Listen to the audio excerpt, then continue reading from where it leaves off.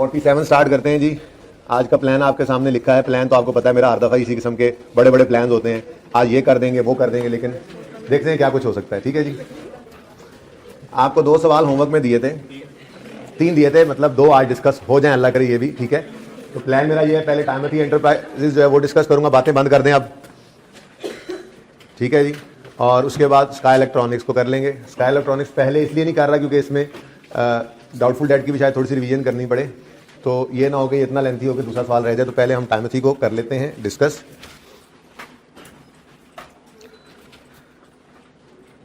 ये रिक्वायरमेंट है compute corrected gross profit and net profit for the year. Requirement rectifying entries हैं ही नहीं। ठीक है, लेकिन आपको पता है हम तो ये काम करेंगे। ठीक है, हम तो करेक्टिंग एंट्रीज कर लेंगे। अच्छा, यहाँ पे कोई चमक तुमक तो नहीं पड़ रही भाई? यहाँ पे ऐसा करते हैं, हम यहाँ पर अपनी वो रिक्वायरमेंट एड्रेस कर लेते हैं और उधर फिर वर्किंग्स और सारा कुछ करते रहेंगे। ठीक है, ओरिजिनल रॉन्ग रेक्टिफाइंग करते चलेंगे साथ साथ। तो रिक्वायरमेंट है करेक्टेड ग्रॉस प्रॉफिट निकाल दें और करेक्टेड नेट प्रॉफिट। तो पहले अनएडजस्टेड बताओ, अनकरेक्टेड या अनएडजस्टेड? अनएडजस्टेड जीपी कितना है जी? ये देखो जी, ड्राफ्ट इनकम स्टेटमेंट बता दिया था ड्राफ्ट का मतलब क्या होता है। अच्छा जी, ये रो नंबर 3 से ऑनवर्ड्स बच्चे जो हैं वो इधर होकर बैठें प्लीज, ताकि आने वाले मुअज़्ज़िज़ मेहमानों को बैठने में देर न लगे। ओके, अच्छा जी, ड्राफ्ट का मतलब बता दिया था। फिर अभी ऑडिट होना होता है, फाइनल नहीं है ये। ठीक है, उसके बाद कोई ऑडिटर आकर चीज़ें चेक करते हैं। और बातें ना करो यार, अब्दुल्ला भाई आप भी बातें ना करें। ओके, अब कुछ गलतियां निकलती हैं, ऑडिटर कहते हैं कि इसको सही कर लें, और सही करने के बाद फिर वो ऑडिट रिपोर्ट जब दे देते हैं तो फिर फाइनेंशियल स्टेटमेंट को फाइनल समझा जाता है। ठीक है ना। तो अनएडजस्टेड वो कह रहे हैं जी, draft income statement of Timothy for the year 31 December 17 shows GP of 8,50,000। 1000 में कर लूँ अगर आप लोगों की इजाजत हो तो। हाँ, ये कर लेंगे कि फिर इसमें ना फ्रैक्शंस को नहीं इग्नोर करेंगे। सोल्यूशन जरा देखना बुक के अंदर, वो 1000 में है या पूरी फिगर्स है? तो फिर हमें पॉइंट को एग्जैक्ट लगा लेना चाहिए ताकि जब सोल्यूशन जाके मैच करें ना बुक से, क्योंकि हमारा थोड़ा सा तरीका डिफरेंट होना है। वो आई कैप के तरीके पे सोल्यूशन हुआ है, मतलब काम सारा वही करना है, लेकिन आपको थोड़ी सी बात ये कही थी कि साथ साथ आपने नहीं देखते रहना। देखो ये क्या है, सेल, कल बात हुई थी ना, cost of sale, GP, add other income, less expenses और नेट प्रॉफिट। अब इधर देखो, अगर तो कोई चीज यहां पर हरकत कर जाए सेल में, कॉस्ट ऑफ सेल में, तो वो इंपैक्ट डालती है जीपी पे और अल्टीमेटली उसका इंपैक्ट पड़ता है नेट प्रॉफिट पे भी। और जो चीज जीपी के बाद चेंज हो, कोई एडजस्टमेंट आए, तो उसका जीपी पे कोई असर नहीं पड़ता। अब आईकैप ने क्या किया, सही भी है वैसे तो, लेकिन मुश्किल है, जो चीज जीपी को हिट करती थी एडजस्टमेंट में, उसने जीपी वाली एडजस्टमेंट में भी दिखाया और नेट प्रॉफिट वाली में भी दिखाया। हम ऐसा नहीं करेंगे, वरना ऐसे ही कंफ्यूजन का शिकार होंगे। ठीक है ना। हम सुकून से जो इंपैक्ट जीपी में पड़ेगा उसको नीचे नहीं शो करेंगे, और जो नेट प्रॉफिट में पड़ेगा उसने ऊपर नहीं शो होना वैसे ही। अब जब एंड पे सारी एडजस्टमेंट जीपी की आ जाएंगी तो एक ही बार वो प्लस होना है या माइनस होना है वो उठा के नेट प्रॉफिट पे डाल देंगे। अभी हम देखते हैं, आंसर हमारा सेम ही होगा। ठीक है, सही है। अच्छा चलिए, तो अनएडजस्टेड ग्रॉस प्रॉफिट 850 आ गया। जरा मुझे दिखाना सोल्यूशन कितनी को एडजस्टमेंट है, यहाँ पे आ जाएगा, थोड़ा और ऊपर कर लें इसको। नहीं, मुझे देख लेंगे जरा, 1 2 3 4 कितनी एडजस्टमेंट है? 7 है, 8 9 है। एक मिनट, 1 2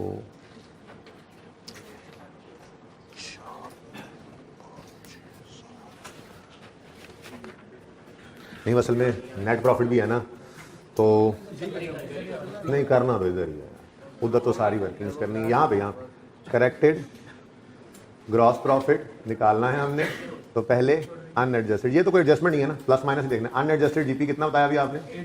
850, और ये रुपीज इन थाउजेंड्स है। ठीक है जी। अब इसमें कुछ चीज़ें ऐड होती जाएंगी, कुछ लेस होती जाएंगी, तकरीबन कोई 3 4 5 6 7 8 9 काफ़ी है, बस। उसके बाद ऐसे ही हम करेक्टेड नेट प्रॉफिट निकालेंगे यहाँ पर, और इसके लिए भी हमें पहले चाहिए होगा अनएडजस्टेड नेट प्रॉफिट, और वो सवाल ने हमें दिया हुआ है 460 है। ठीक है जी, कोशिश करेंगे इंशाल्लाह यहाँ पे पूरा आ जाएगा, थोड़ा स्मार्ट की स्मार्ट, क्योंकि यहाँ पे सिर्फ प्लस माइनस ही शो करना है ना, असल काम हम वहाँ पे कर लेंगे खुला डुला। ओके, चल शुरू करते हैं जी काम। ये है हमारी रिक्वायरमेंट। ठीक हो गया जी।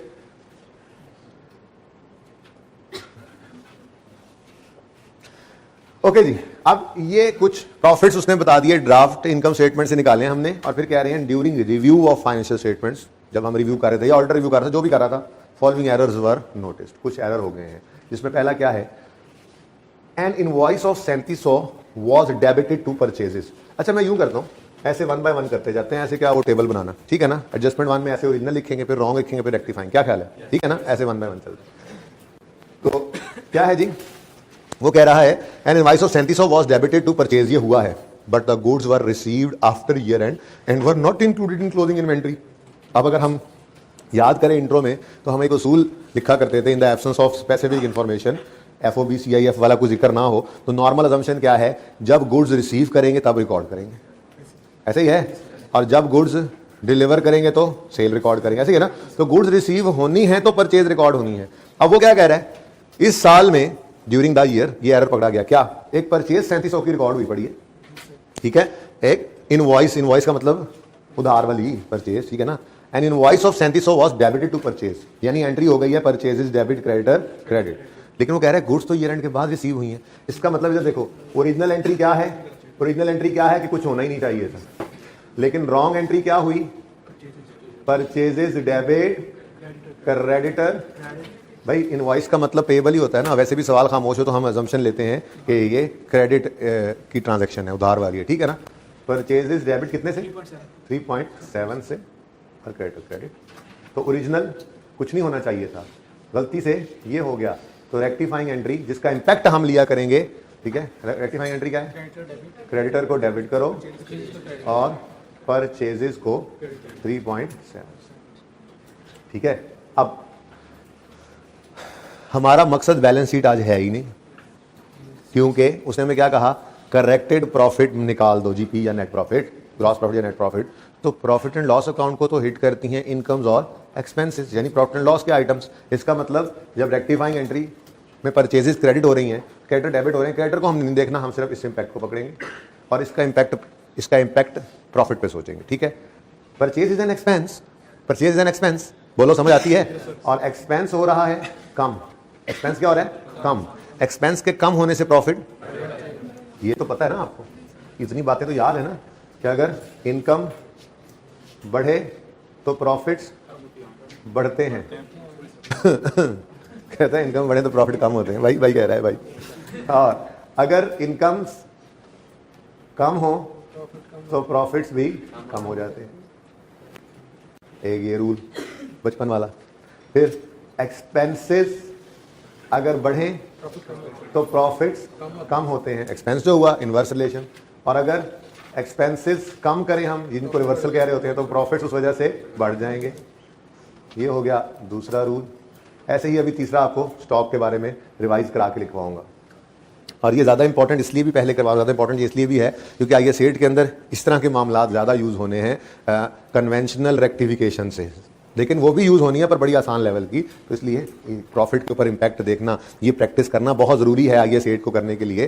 खैर वो तो ज़्यादा मसला उन बच्चों को हो जिन्होंने इंट्रो पढ़ी नहीं हुई, आप तो ये इम्पैक्ट देखना जानते ही हैं, बस आइए सेट के अंदर आपको उसकी अकाउंटिंग सीखनी पड़ेगी, ठीक है ना। लेकिन हम बहरहाल रिवीजन कर रहे हैं, ठीक है जी। ये रूल्स हैं, ये रूल्स ऐसे ही, रूल्स मतलब ऐसे होता है, पता है ना। यहाँ पे लाइट पड़ रही है, यहाँ पे पड़ रही है ना, यहाँ में लिखा रूल्स, उसके नीचे इनकम, तो ये मैंने लिखा एक्सपेंस बढ़ रहा है तो प्रॉफिट कम, लिखो अपने पास, लिखो जल्दी करो, रूल्स की हेडिंग दो, जल्दी करो। अब मैं इसको नहीं मिटा रहा, जल्दी करो, कहाँ ले जाऊँ इसको उठा के, बोर्ड तो यही है ना। इधर करूँ तो इधर रेक्टिफाइंग एंट्रीज कौन करेगा, एडजस्टमेंट्स ढेर सारी हैं जी। मैं चाह रहा हूँ कुछ ना मिटे। लिखो रूल्स में, इनकम बढ़े तो प्रॉफिट बढ़ जाएगा, इनकम कम हो तो प्रॉफिट कम हो जाएगा, लाइन लगा दो जल्दी जल्दी जल्दी। इनकम के बढ़ने से प्रॉफिट बढ़ जाएगा, इनकम के कम होने से प्रॉफिट कम हो जाएगा। थोड़ा ऐसे ऐसे भी करके देख लिया करो थोड़ा सा। आप कौन सा स्क्रीन के सामने हो,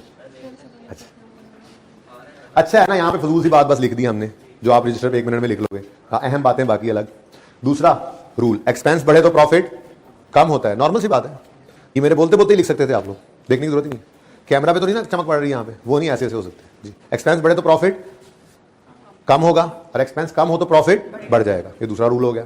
ऐसे ही तीसरे रूल के लिए जगह खाली छोड़ दें, वो क्लोजिंग स्टॉक और प्रॉफिट का रिलेशन याद ही होगा, नहीं तो मैं याद कराऊंगा ना आज, ठीक है, तो वो भी लिख लेंगे। ओके, करें शुरू काम, चले। अच्छा जी, आप इधर देखें, परचेजेस क्या है, परचेजेस क्या है, एक्सपेंस है। चलो यहाँ पर एक काम कर लेते हैं, मैं यहाँ पे ना थोड़ा सा ऐसे कर लेता हूँ, सेल्स लेस पुराने वाला कॉस्ट ऑफ सेल बनाते हैं। कॉस्ट ऑफ सेल्स उसमें आता होता था opening stock plus purchases plus carriage inward carriage मैंने कैरेज लिख दिया, ठीक है ना, समझ जाओ कैरेज लिखा हुआ है, लेस क्लोजिंग स्टॉक, इनका टोटल जो होता था कॉस्ट ऑफ सेल कहलाता था, और ये कॉस्ट ऑफ सेल माइनस होकर जीपी आया करता है, ठीक है जी। तो जीपी के बाद ऐड होती थी अदर इनकम्स और लेस होते हैं एक्सपेंसेस बाकी के सारे, ठीक है। इंट्रो वाले लेवल की इनकम स्टेटमेंट है और हम पहुंच जाया करते थे नेट प्रॉफिट पे। ये वैसे ही बना दिया मैंने। परचेज रिटर्न भी इधर ही आएगी ना जहाँ परचेज आती है, सेल रिटर्न भी इधर आएगी जहाँ सेल आती है। तो बस ठीक है ना, ऐसे थोड़ा सा बस आपको थोड़ा इशारा ही कराना था, बाकी तो समझदार है। कहने का मकसद ये है कि ये जो एरिया है सेल्स और ये ओपनिंग स्टॉक, परचेज, चाहे रिटर्न हो, carriage in, directly attributable cost, closing stock minus हुआ और जीपी, ये वो एरिया है। इधर कोई एडजस्टमेंट भी हो वो जीपी को भी हिट करती है और फिर नीचे जाकर, लेकिन हमने उसको नहीं सोचना, वो एक ही बार लिख लेंगे हम, ठीक है ना। आप देखेंगे एंड पे। फिलहाल हमने इनको अलग अलग कर लिया और जो खर्चे जीपी के बाद या इनकम्स जीपी के बाद आएंगी वो जीपी को हिट नहीं करती, वो सिर्फ नेट प्रॉफिट को हिट करेंगी, क्योंकि मैंने एडजस्टमेंट करनी है। ये बात समझ आ गई? यहाँ तो नहीं चमक पड़ रही किसी को? आमिर भाई ये नजर आ रहा है एंड तक? ओके, कोई इतनी अहम बात ही नहीं नजर ना भी आए तो अच्छा। चलिए शुरू करते हैं। आप सवाल शुरू कर, परचेजेस कहाँ पे आ रही हैं, जीपी से ऊपर या जीपी से नीचे? जीपी से ऊपर। तो फिर इन्होंने जीपी को इंपैक्ट डालना है, बस फिर नेट प्रॉफिट पे नहीं सोचना हमने, ठीक है, वो बाद में एक ही बात। तो अब जीपी मतलब प्रॉफिट का कम होना हम जीपी को कर देंगे, ठीक है ना। अब परचेजेस क्या हो रही हैं? क्रेडिट, यानी कम। परचेजेस क्या है? एक एक्सपेंस ही है ना, तो एक परचेज एक्सपेंस का कम होना प्रॉफिट को बढ़ा देगा, एक्सपेंस का कम होना प्रॉफिट को। तो हमने यहां पर आकर लिखा ऐड, तो यार ऐसे एडजस्टमेंट वन क्यों ना लिख लें, जान ना छुड़ा लें जी। 3.7 क्या ख्याल है? ज्यादा आसानी, सुकून हो गया। कौन इधर अंग्रेजियां लिखे? Purchase wrongly recorded has been reversed, adjustment one, examiner देख लो जाके, ये उसका इंपैक्ट है।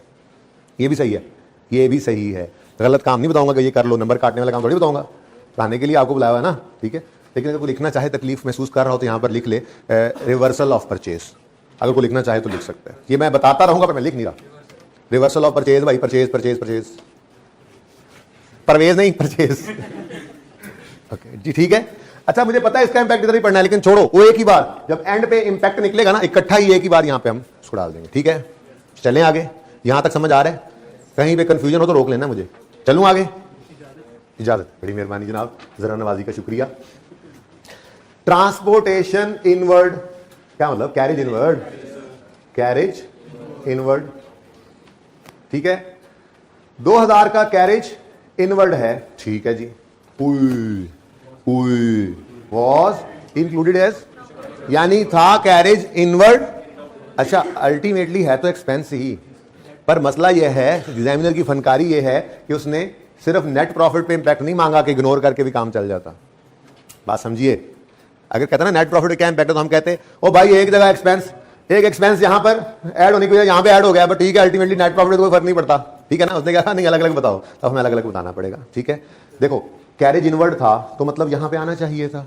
कुछ काम ना डायरेक्ट भी करेंगे, आप क्या एंट्री करनी, ठीक है, फजूल में ऐसे, ठीक है। यहां पर हम क्या कहेंगे, कैरेज ऐसे भी लिख सकते हैं क्योंकि रिक्वायरमेंट नहीं है ना। कैरेज इनवर्ड को बढ़ाना है, क्या करना है? बढ़ाना है। कैरेज इनवर्ड क्या है? एक्सपेंस है कि नहीं? एक्सपेंस ही है, कॉस्ट ऑफ सेल का हिस्सा बना रहे होते हैं। ये देखो यहां पर कैरेज इनवर्ड ऐड हो रहा है, तो कॉस्ट ऑफ सेल में फिर ऐड ही हो रहा है ना, तो cost of sale means expense भाई, सिंपल। मैं स्लो कर रहा हूं भाई सवाल, कोई मसला नहीं है, सुकून से सोचो। Carriage inward is an expense, carriage outward is also is an expense. बस फर्क ये है कैरेज इनवर्ड को हम कॉस्ट ऑफ सेल में शो करते हैं, कॉस्ट ऑफ सेल भी तो एक्सपेंस ही है, और कैरेज आउटवर्ड को एक्सपेंसेस में शो करते हैं। प्रेजेंटेशन ही है ना बस, ठीक है। अब कैरेज इनवर्ड यानी एक्सपेंस को बढ़ाने से ग्रॉस प्रॉफिट को कम करना पड़ेगा, यानी ये करना था ना ओरिजिनली, ये यहां पर आना था, नहीं आया तो ले आओ। एंट्रीज करना चाहो तो कर लो भाई। एंट्री क्या है?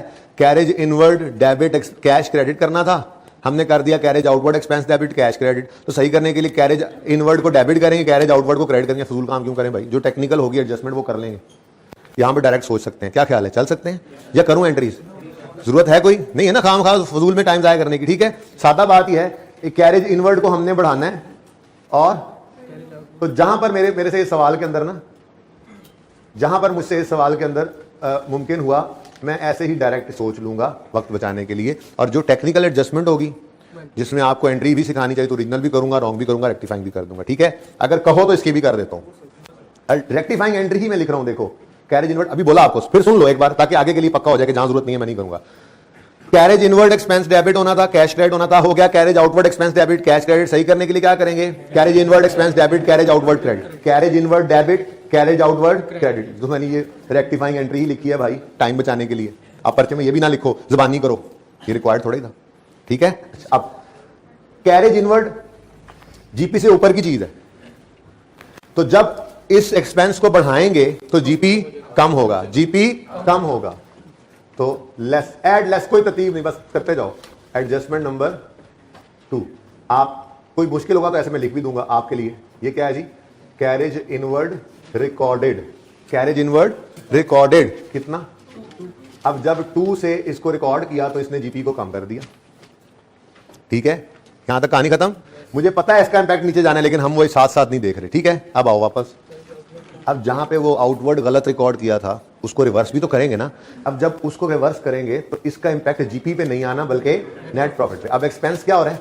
कम, तो प्रॉफिट बढ़ जाएगा, ठीक है। तो यहां पर हमने ऐड कर दिया। सोल्यूशन नहीं देखना साथ साथ, मैं बता रहा हूं सोल्यूशन के अंदर यहां नजर ही नहीं आएगा। उसकी वजह क्या है? उसकी वजह यह है कि ये 2 का माइनस इधर आना है और ये 2 का ऐड इधर आना है, तो कैंसिल होना है ना। आई के आपने लिखा ही नहीं था, मेरी बात समझो।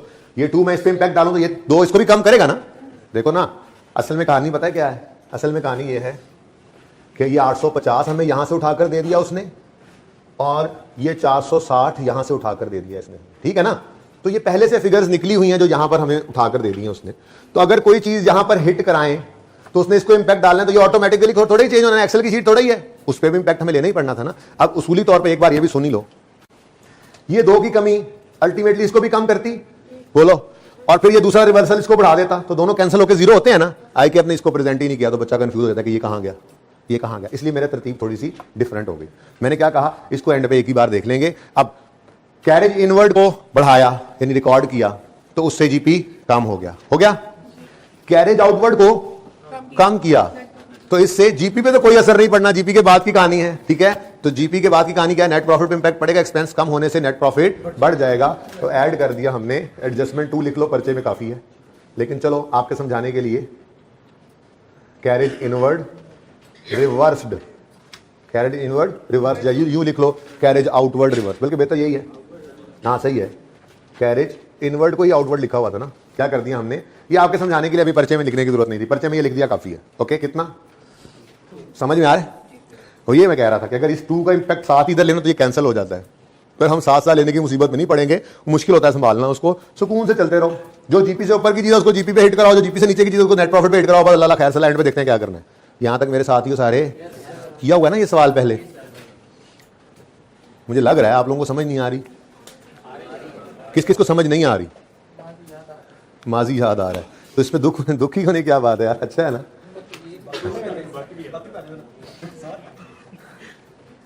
अच्छा जी,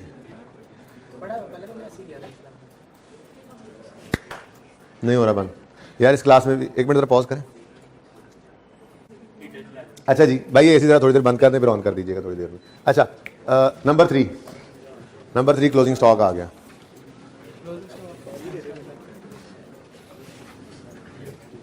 बल्कि तरतीब तो यहीं पर ही थी। अच्छा इधर देखो भाई, अज्यूम करते हैं डाटा सेल्स है 100 रुपए की, लेस कॉस्ट ऑफ सेल में ओपनिंग स्टॉक है 5 रुपए, परचेजेस है हमारी 80 रुपए, लेस क्लोजिंग स्टॉक है हमारा 15 रुपए। कॉस्ट ऑफ सेल का टोटल बताओ, 70 है। मैं भी ऐसे 70 दोबारा बोला था, लाइन सीधी कर रहा था। अच्छा, उसके बाद जीपी कितना आ गया? 30, ठीक है जी। बस आगे क्या जाना, बस जीपी पर ही इंपैक्ट देखने हैं। क्लोजिंग स्टॉक का नेट प्रॉफिट पे तो खुद ब खुद ही पड़ जाता है। ओके, अब क्लोजिंग स्टॉक को बढ़ाएं या कम करें, उसका इंपैक्ट प्रॉफिट पे पड़ता है। अच्छा, किसी को याद है कि क्या इंपैक्ट पड़ता था? डायरेक्ट था, ये याद आया ना? प्रूव कर लेते हैं, जिनको नहीं याद आ रहा उनको भी याद आ जाए, ठीक है। क्लोजिंग स्टॉक को एक बार बढ़ा के देखते हैं, क्लोजिंग स्टॉक को एक बार बढ़ाते हैं, ठीक है।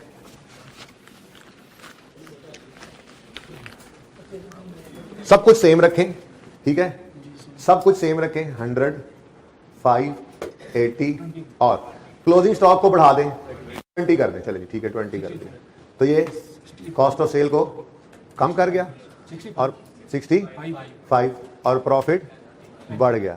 जितने से क्लोजिंग स्टॉक को बढ़ाया उतने से प्रॉफिट भी बढ़ गया। बात समझे हो? इसका मतलब क्लोजिंग स्टॉक और प्रॉफिट का रिलेशन क्या है? डायरेक्ट। ठीक है, तो ये हमने रूल लिखा। नंबर 3, क्लोजिंग स्टॉक अगर बढ़ाएं तो प्रॉफिट। भाई यहां चमक पड़ रही है, यहां पे अब कोई नहीं पड़ रही था, बताना। यहां पे नहीं है? अच्छा, फिर चलो फिर भी सुन लो जिनको पड़ रही हो चमक। क्लोजिंग स्टॉक अगर बढ़ जाए तो प्रॉफिट बढ़ जाता है, डायरेक्ट रिलेशन है। ठीक है ना, प्रूव किया हमने। अच्छा, बाकी चीजें सेम रखो। क्लोजिंग स्टॉक को कम करके भी देख लेते हैं। 100, 5, 80 और 5 हो गए। 5 क्या, उधर भी 5 इधर 8। ठीक है जी, अब बताओ भाई क्या बनता है? 77 माइनस करो 20। लो भाई इधर देखो, इधर देखो, देखो, देखो। क्लोजिंग स्टॉक को 5 से बढ़ाया तो प्रॉफिट भी 5 से बढ़ गया। दूसरी सिचुएशन, क्लोजिंग स्टॉक को 7 रुपए से कम किया तो प्रॉफिट भी 7 रुपए से। तो हेंस प्रूव क्लोजिंग स्टॉक का रिलेशन प्रॉफिट से डायरेक्ट है। ठीक है, ये इतना बता भी देता तो काफी था, लेकिन चलो प्रूव भी कर लिया हमने। तो ये रूल हम याद रख लेंगे। क्लोजिंग स्टॉक बढ़े तो प्रॉफिट बढ़ जाता है और क्लोजिंग स्टॉक कम हो तो प्रॉफिट कम हो जाता है। ठीक है, और कभी भी ओपनिंग स्टॉक के ऊपर इंपैक्ट सोचेंगे नहीं, बस उलट। ठीक है ना, इधर देखो, क्लोजिंग स्टॉक ऑफ 1 ईयर, याद आ रही है बातें? बिकम्स, हाँ नहीं याद आ रही है इसको, become opening stock of next period. ठीक है ना, closing stock of 1 period becomes opening stock of next period. तो फिर अगर क्लोजिंग स्टॉक बढ़ा था तो वो क्लोजिंग स्टॉक अगले पीरियड का ओपनिंग बनेगा ना, तो वही बढ़ा हुआ होगा। लेकिन उसके इंपैक्ट को सोचना नहीं है, याद यही रखना है। क्लोजिंग स्टॉक बढ़े तो प्रॉफिट बढ़ता है, तो ओपनिंग स्टॉक बढ़े तो प्रॉफिट कम। बस याद नहीं रखना उसको, बस इतना याद रखना है कि ऑपोजिट है। ओपनिंग स्टॉक ऑपोजिट है ना। इधर देखो, opening stock cost of sale में ऐड हो रहा है और क्लोजिंग स्टॉक इसमें से लेस हो रहा है। ठीक है ना, इसलिए इनका इंपैक्ट डिफरेंट है, ऑपोजिट है। अब इतना सोच के परेशान क्या होना, सादा बात याद रखने वाली। क्लोजिंग स्टॉक और प्रॉफिट का रिलेशन क्या है? डायरेक्ट। तो ओपनिंग स्टॉक का इनवर्स होगा। ठीक है ना। अब क्लोजिंग स्टॉक बढ़े तो प्रॉफिट बढ़ता है, क्लोजिंग स्टॉक बढ़े तो प्रॉफिट, और ये क्लोजिंग स्टॉक अगले साल का ओपनिंग बनेगा तो फिर ओपनिंग बढ़ा पड़ा होगा, तो ओपनिंग के बढ़ने से प्रॉफिट ने, लेकिन यहां पे उसकी जरूरत नहीं थी। आइए सेट की तैयारी करा रहा हूं। ठीक है, क्लोजिंग स्टॉक कम हो तो प्रॉफिट कम होता है, डायरेक्ट रिलेशन। यही क्लोजिंग स्टॉक अगले पीरियड का ओपनिंग बनेगा तो फिर ओपनिंग भी कम हो गया, तो उसकी वजह से प्रॉफिट। हाँ, वो उलट बात बस सोच लेनी है, बगैर सोचे बस ऑपोजिट। और सोचना है तो प्रूव कर लो, ऐसे ही घर पे एग्जांपल बनाना, मैं नहीं बना रहा। घर पे एग्जांपल बना लेना, क्लोजिंग को 15 ही रख लेना, ओपनिंग को बदल के देख लेना। ओपनिंग बढ़ाओगे प्रॉफिट कम होगा, ओपनिंग कम करोगे प्रॉफिट बढ़ेगा। लेकिन इसको लिखो मत, इसको मत लिखो, लिखने वाली बात मैंने लिख दी है, एनफ है ये। क्लोजिंग स्टॉक और प्रॉफिट का रिलेशन डायरेक्ट है, यानी क्लोजिंग स्टॉक बढ़े तो प्रॉफिट बढ़ता है, क्लोजिंग स्टॉक कम हो तो प्रॉफिट। और कितनी को बातें याद रखें, बस ये याद रख लें, ओपनिंग स्टॉक का इंपैक्ट उलट होना है इसके, बस। ठीक है, मानोगे ना मेरी बात? सिर्फ यही याद रखोगे ना, ये रूल 3 पूरा हो गया हमारे यहां। ओके, तो ये 3 रूल्स। ओके, और सही है। अच्छा जी, चले वापस आए। कहां चले, कहां निकल गए थे हम? T uses periodic inventory method. वाह वाह, बोलो वाह वाह, सुभान अल्लाह, माशाल्लाह। पीरियोडिक परपेचुअल याद है? हाँ यस सर। जिनको नहीं याद वो इंट्रो वाली क्लास में बैठ जाएं जाके, वहां पे शायद एक आध दिन बात हो जाए उस पर। 1-1.5 दिन से ज्यादा बात नहीं होनी, 2 दिन से। वो वाली मौजें नहीं होनी इन्वेंटरी में, लेकिन जितनी जरूरत होगी जाहिर है वो पढ़ाना जरूरी है। पीरियोडिक परपेचुअल का बताना पड़ेगा, एवको फाइफो का थोड़ा बताना पड़ेगा, एनआरवी का बताना पड़ेगा। ये 2 दिन में बता सके बंदा, 3 दिन में, लेकिन वो तो आप बहुत डिटेल से पढ़ के आए हुए हैं ना। ठीक है, बहरहाल पीरियोडिक सिस्टम जिसको याद नहीं है उसको मैं याद कराता हूँ। पीरियोडिक सिस्टम के अंदर हम इन्वेंट्री का लेजर नहीं बनाते थे। ठीक है, हम इन्वेंट्री का लेजर, परचेजेस का लेजर बनता था। सारा साल सिर्फ गुड्स का आना रिकॉर्ड करते थे, जाते वक्त कोई एंट्री नहीं करते थे गुड्स की। ईयर एंड पे फिजिकल काउंट करते थे, जो क्लोजिंग स्टॉक निकलता था उसकी एंट्री पास करते थे, stock debit, cost of sale, credit. भाई इधर देखो, ये जो है ना, ये क्लोजिंग स्टॉक, अगर मैं ये ब्लैक वाली बैलेंस शीट बनाऊं, ये इनकम स्टेटमेंट, ये बैलेंस शीट। तो बैलेंस शीट में करंट एसेट्स में जो स्टॉक आता था वो कौन सा आता था? क्लोजिंग। कौन सा वाला? तो ये वाहिद चीज होती थी, आपको याद होगा इंट्रो में, जो 2 जगह नजर आती थी और ये ट्रायल के बाद पड़ी होती थी। मतलब डबल एंट्री हो रही है, और ये डबल एंट्री ही तो हो रही होती थी। Stock debit, cost of sale, credit. Stock debit, cost of sale. तो पीरियोडिक सिस्टम में क्लोजिंग स्टॉक की एंट्री हम करते थे, ओपनिंग की भी करते थे। परपेचुअल में नहीं जरूरत पड़ती थी क्योंकि लेजर बन रहा होता था, ठीक है। तो पीरियोडिक सिस्टम में एंट्री हुआ करती थी क्लोजिंग स्टॉक की, एंट्री ऑफ क्लोजिंग स्टॉक हुआ करती थी भाई। इससे ज़्यादा मैं नहीं पढ़ा सकता इस क्लास में, आपने इंट्रो पढ़ी हुई है, नहीं पढ़ी हुई तो आप गलत क्लास में बैठे हैं, दूसरी क्लास मौजूद है, आप उधर तशरीफ ले जाएं जी। एंट्री ऑफ क्लोजिंग स्टॉक होती थी, वो एंट्री क्या होती थी, एंट्री तो वही पड़ी है, ये काम करते थे ना हम, क्लोजिंग स्टॉक को यहाँ से निकाल के, सर यहाँ तक आते थे तो हम काफ़ी आधे को बच्चे भाग गए थे, फाइनल अकाउंट तो हमने किए ही नहीं थे। एनीवेज इन्वेंट्री का टॉपिक तो तकरीबन सबने किया, तब एग्जामिनेशन का रोला नहीं पड़ा था, ठीक है। तो भाई entry of closing stock periodic system में होती है, परपेचुअल में नहीं होती, ये तो याद रह सकता है ना। पीरियोडिक में एंट्री होती है, परपेचुअल में नहीं होती। और पीरियोडिक में क्या एंट्री होती है, जो इनकम स्टेटमेंट आपके जहन में है ना, खाका और बैलेंस शीट, वो एंट्री ही हुई पड़ी है। देखो बैलेंस शीट में करंट एसेट में स्टॉक आ गया, कैसे आया, डेबिट होगा तो भाई यहाँ पे आया ना, और निकला कहाँ से, कॉस्ट ऑफ सेल, ये एक्सपेंस है, इसको माइनस कर रहे हैं तो मतलब क्रेडिट। तो क्लोजिंग स्टॉक की एंट्री हुआ करती थी स्टॉक डेबिट, मैं लिख देता हूँ क्लोजिंग स्टॉक, कहाँ पर, बैलेंस शीट में, क्लोजिंग स्टॉक डेबिट, और हाँ सबकी जो है ना डेथ हो गई है, क्लोजिंग स्टॉक डेबिट और कॉस्ट ऑफ सेल्स क्रेडिट, ठीक है। ये एंट्री होती है क्लोजिंग स्टॉक की, देख लें, रिवीजन हुई थोड़ी सी। In perpetual system no entry for opening और closing stock is made, revision चल रही है, क्यों जी, बिकॉज हाँ जी, inventory account is prepared and these are brought down and carried down of account of this account, ठीक है। अगली बात नहीं लिख रहा, बस कितनी को तफसील लिखूं, यानी कि पिछले साल का क्लोजिंग इस साल का ओपनिंग बना होता है, और इस साल का क्लोजिंग हम लेजर में बैलेंसिंग निकालते हैं। और आपको पता है क्लोजिंग फिगर्स की कोई एंट्री हम नहीं किया करते, ड्यूरिंग द ईयर की ट्रांजैक्शंस की करते हैं। तो परपेचुअल सिस्टम में क्लोजिंग स्टॉक की कोई एंट्री नहीं करते, ज़ाहिर है फिर ओपनिंग की भी नहीं करते। लेकिन पीरियोडिक सिस्टम के अंदर हम क्लोजिंग की एंट्री भी करते थे, ओपनिंग की भी। क्लोजिंग की एंट्री सामने नजर आ रही है, सामने नजर आ रही, बोलो, stock debit, cost of sales credit, और ओपनिंग की एंट्री याद नहीं रखनी, वो इसके उलट ही है, दैट्स इट, ठीक है। ओपनिंग की एंट्री बस याद, मैं लिख भी नहीं रहा, ओपनिंग स्टॉक की एंट्री क्या होगी, बस इसके उलट, यानी कॉस्ट ऑफ सेल डेबिट। अच्छा देख लो, कॉस्ट ऑफ सेल बढ़ रही है इससे, बाहर छोड़ो, बस क्या याद रखें।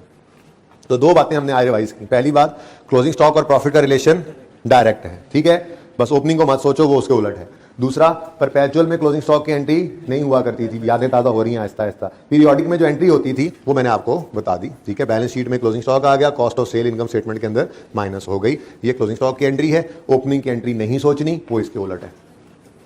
कुछ नोट करना है तो करें, फिर सवाल की तरफ आते हैं। किधर,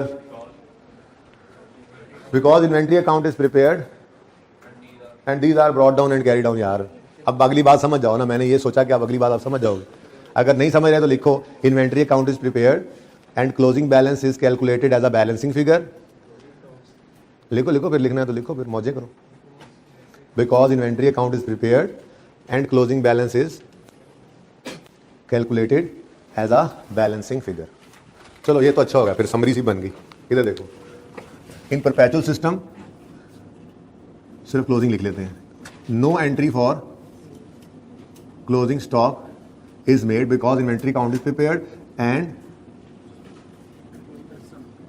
it is, यानी closing stock, it is calculated and shown as a balancing figure, okay, और सही है, यानी कि कैरी डाउन। और ओपनिंग वो अगले पीरियड का, यही अगले पीरियड का ओपनिंग बन जाएगा, या पिछले पीरियड का क्लोजिंग इस साल का ओपनिंग बन जाएगा, ठीक है।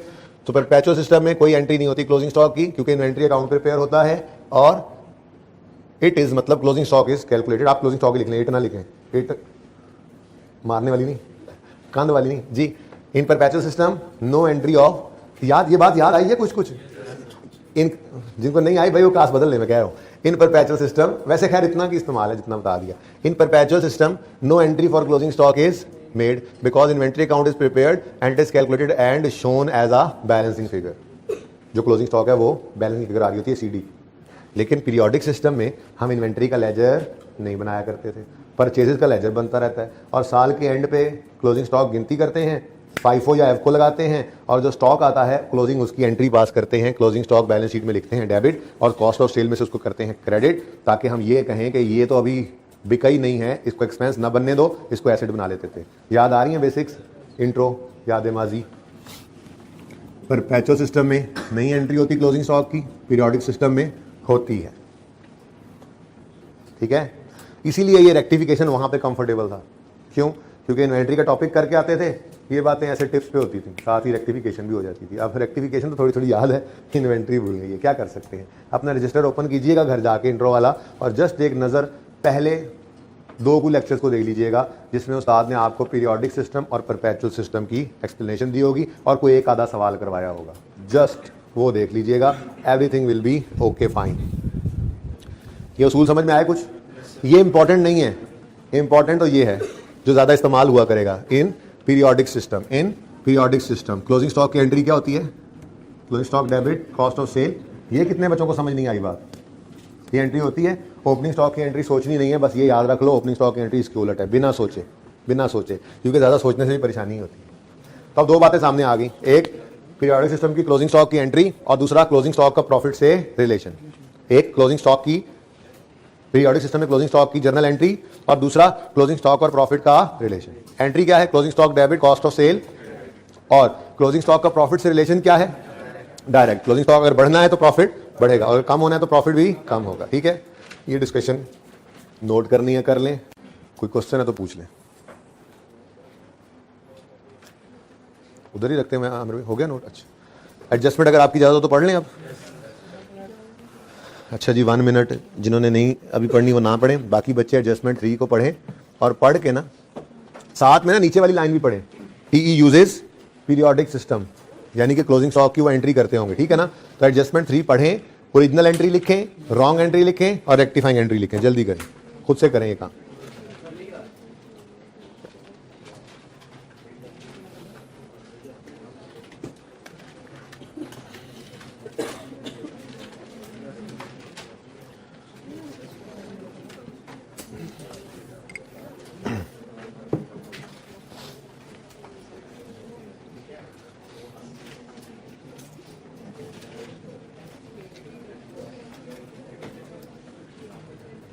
बस आगे कोई नहीं है इतना मसला, ये ज़रा इन्वेंट्री की रिवीजन ने टाइम ले लिया थोड़ा सा, ठीक है भाई। ये पिक्चर लेके भेज देना पीएओ ग्रुप में, जब भी कुछ मिटाने लगूँ उससे पहले। अभी तो कुछ नहीं मिटा रहा, कुछ भी मिटाने लगूँ तो उससे पहले पिक्चर ले लेनी है आपने, मुझे रोक के, कोई एक बच्चा, ठीक है ना। Okay, the sub total of closing stock sheet, physical count के अंदर स्टॉक शीट्स बनती हैं, जाकर फिजिकली काउंट करके चीज़ों को लिख लिया जाता है और उनका टोटल करके उनको फाइफो एफको से मल्टीप्लाई करके, कोई भी रेट से मल्टीप्लाई करके क्लोजिंग स्टॉक की वैल्यू निकाल दी जाती है, ठीक है ना। तो क्लोजिंग स्टॉक की जो शीट्स थी उनमें सब टोटल, क्या मतलब, कोई एक शीट पे तो होता नहीं है क्लोजिंग स्टॉक सारे का सारा, तो 5, 7, 10 शीटें बनी हुई हैं मिसाल के तौर पे। ये भी मिसाल समझानी पड़ेगी, याद है माजी।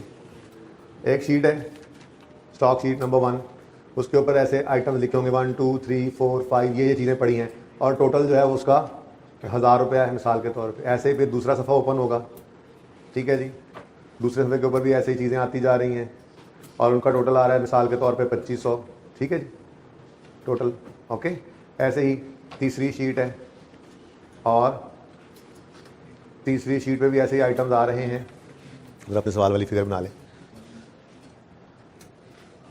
इसका टोटल था 21,380, ठीक है जी, असल में। अब ये शीटें जो होती हैं, ये 5, 10, 15, 20 शीटें होती हैं, तो ऐसे नहीं होता कि हर बंदा, अब मतलब सेठ साहब के पास जाओ, ओके स्टॉक की रिपोर्ट लाओ, आप उसके सामने ऐसे पलंदा पूरा रखें 50 सफ़ों का, कहीं ये स्टॉक की डिटेल है, वो कहेगा ठीक है डिटेल उठाओ और जाओ, मुझे डिटेल है, समरी बताओ भाई, समरी बताओ। तो फिर एक इन तीनों के ऐड करने के एक इन तीनों को ऐड करके एक समरी के ऊपर लिख दिया जाता है, ठीक है ना। एक सामने फ्रंट पे पेज लगता है जिसमें summary of closing stock sheets या स्टॉक लिख दिया जाता है, ठीक है। उसमें यूँ लिखा जाता है शीट 1 का 1000, शीट 2 का 2500, शीट 3 का 21,830। ये तो गलती हुई है, अब पढ़ो जरा। Subtotal of closing stock sheet has been carried forward as 21,830 instead of 21,380। ये होना चाहिए था ओरिजिनल, ये हुआ पड़ा है रॉन्ग, ठीक है ना। यानी सही क्या स्टॉक था 21,380, ये इधर लेकर जाते तो 21,380 ही होता, लेकिन यहां पर हो गया ये ज्यादा, गलती से क्या हो गया, ज्यादा। देखो ना 380 रिकॉर्ड होना था, 830 हो गया, तो ज्यादा हो गया ना। 21 कॉमन है, मैंने साइड पे कर दिया समझाने के लिए। अब जो यहां पर टोटल होगा स्टॉक का, जो भी होना है, जो भी, ठीक है, वो जितना भी है, अब चलो बता दो, हमारी एग्जांपल तो मानी गई है। मेरे चांद ये बताओ, अब 3 लिख दिए मैंने, 450 ऐसी एग्जांपल है सब, ये दोनों अज्यूम है। 25 अब इधर देखो, चूंकि एक फिगर 380 की बजाय यहां 830 रिकॉर्ड हुई, तो ये बढ़ गया, क्लोजिंग स्टॉक क्या हो गया। और इस फिगर की ही तो हम एंट्री करते हैं, ये क्लोजिंग स्टॉक है, इसकी हमने एंट्री करनी थी, ठीक है। अब इसकी एंट्री जो थी, ये इस फिगर की एंट्री हुई है, और एंट्री क्लोजिंग स्टॉक की होती क्या, अभी सिखा के आऊं, बोलो बोलो बोलो। Closing stock debit, cost of sale credit, कितने से, 25,330। ऐसे ही मैं समझाने के लिए कर रहा हूं, ऐसे करना नहीं है, अच्छा ऐसे ज्यूम करते रहो। लेकिन मसला क्या है, मसला ये है कि ये तो गड़बड़ हो गई है, यहां पर इन दोनों का डिफरेंस लो, 830, 450 से ये फिगर बढ़ गई, 450 से ये फिगर, तो ये भी 450 से बढ़ गया। यानी अगर ओरिजिनल की बात करें, बात बहुत फैला दी मैंने खामखा, ठीक है ना। ओरिजिनल की बात करें तो ओरिजिनल यहां पर कितना आना चाहिए था, 21380, तो ये टोटल भी कितना आना चाहिए था, 24, तो एंट्री होती 24880 से, ठीक है ना। चलो अब बात फैल ही गई है, तो बाद में समेट लेते हैं। क्लोजिंग स्टॉक डेबिट और कॉस्ट ऑफ सेल्स क्रेडिट, असल में तो यहां पर होती फिगर 21380, तो ये टोटल आता 24880, तो ये एंट्री होती 24880 से, ठीक है ना। ये बात समझ आई है। ये सब अज्यूम्ड डाटा है सिवाय एक फिगर के, ये मैंने अज्यूम किया ऐसे ही, ठीक है।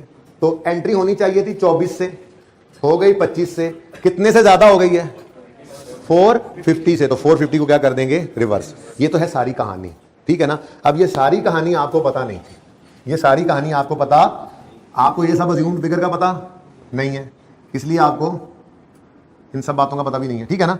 ये सब वैसे ही मैंने अज्यूम किया था, ये सब अज्यूम किया हुआ था, ठीक है, और सही है ना।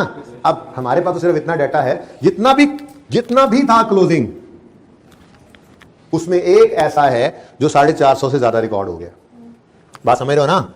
तो जब वो 450 से ज्यादा रिकॉर्ड हुआ, तो इस टोटल की फिगर जो यहां पर आनी थी क्लोजिंग स्टॉक की, ये 450 से ज्यादा रिकॉर्ड होगी, ठीक है ना, बात समझ रहे हो। यानी होना चाहिए था, अब अपनी एडजस्टमेंट पे ले आते हैं, ये देखो, होना चाहिए था 21,380, मैं सिर्फ एक पे लिया, बाकी चीजों को मुझे पता नहीं था, लेकिन बात समझाने के लिए मुझे बहुत फैलाना पड़ी, बात समझ आ गई अब, ठीक है। एक चीज थी, एक स्टॉक शीट थी, उसका टोटल आना चाहिए था 21,380। अब बाकी स्टॉक भी है भाई, लेकिन मैं सिर्फ उस एडजस्टमेंट पे आ गया जो जिसका फर्क है, क्योंकि बाकी तो सब सही है, फर्क तो सिर्फ इसी का है, ठीक है ना। तो होना चाहिए था, ये हो गया, समझ गए बात। अब रेक्टिफाइंग एंट्री क्या बनेगी, रेक्टिफाइंग एंट्री क्या बनेगी, हाँ देखो, क्लोजिंग स्टॉक 21 से 380 से डेबिट होना था, हो गया 830 से, तो सही करने के लिए क्लोजिंग स्टॉक को क्रेडिट कर दोगे, कितने से, 450 से, और कॉस्ट ऑफ सेल कितने से,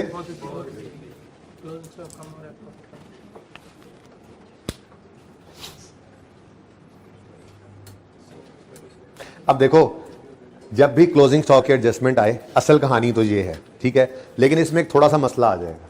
वो मसला क्या है, हमने प्रॉफिट पे इंपैक्ट लेना है, बात समझना जरा ध्यान से, ठीक है ना। ये सारा कंक्लूजन ड्रॉ करके मैं आपको एक नतीजे पे ला रहा हूं, जो हम किया करेंगे, ठीक है।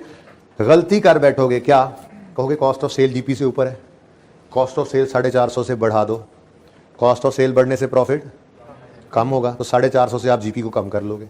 फिर इधर आओगे, क्लोजिंग स्टॉक भी कम हो रहा है, तो जीपी को बोलो बोलो, स्टॉक क्लोजिंग स्टॉक कम हो तो प्रॉफिट भी कम होता है, क्लोजिंग स्टॉक रेट मतलब कम हो रहा है, तो जीपी को फिर कम कर लोगे, तो जीपी को आप 900 से कम कर लोगे, ये गलती हो जाएगी आपसे, बात समझ रहे हो।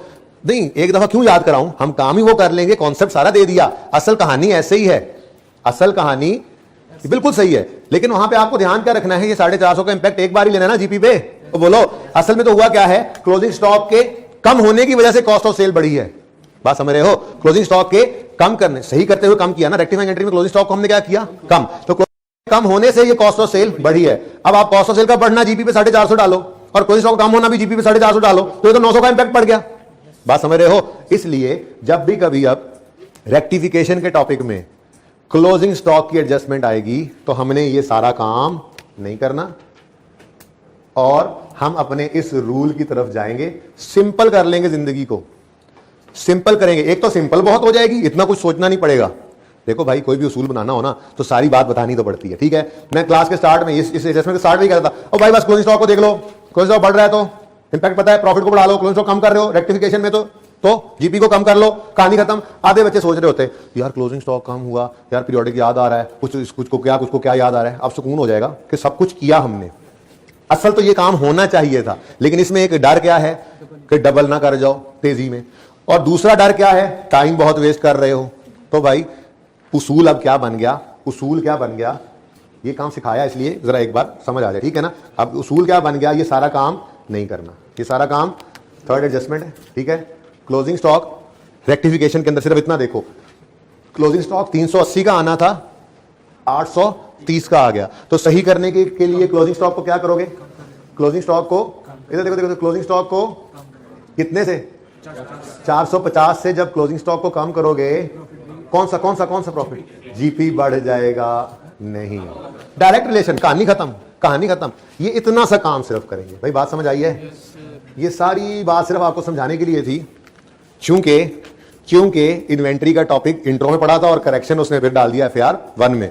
इंट्रो के अंदर ये बात करते हैं ना, तो मैं कहता यार वो सारा काम होता है, ठीक है, जुबानी कहता, लेकिन आपने ये नहीं करना, आपने कर लेना। लेकिन अब चूंकि FAR 1 के अंदर वो पुरानी हो गई थी बात, तो पहले सारी बात रिवाइज कराई, फिर आपको एंट्री करके दिखाई, और ये बिल्कुल सही है।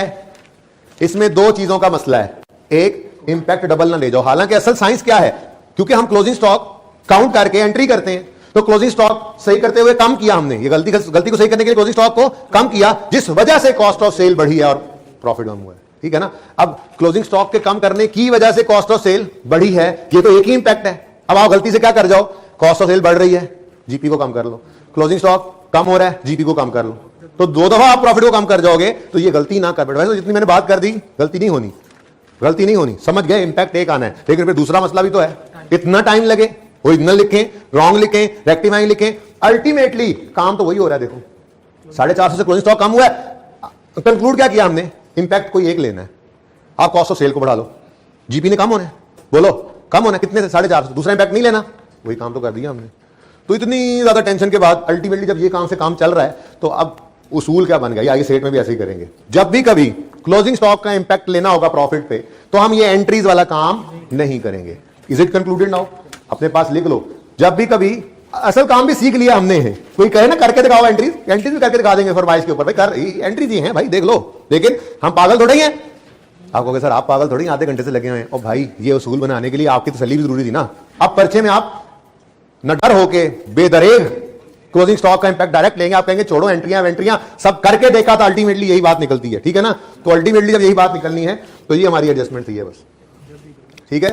हाँ, जब भी कभी क्लोजिंग स्टॉक का इंपैक्ट प्रॉफिट पे देखना हो, तो हम ओरिजिनल रॉन्ग रेक्टिफाइंग एंट्री से नहीं देखेंगे, बल्कि डायरेक्ट सोचा करेंगे। और फिर ये लिखा हुआ काम काट दिया, उसके साथ ये लिखा, कहानी खत्म।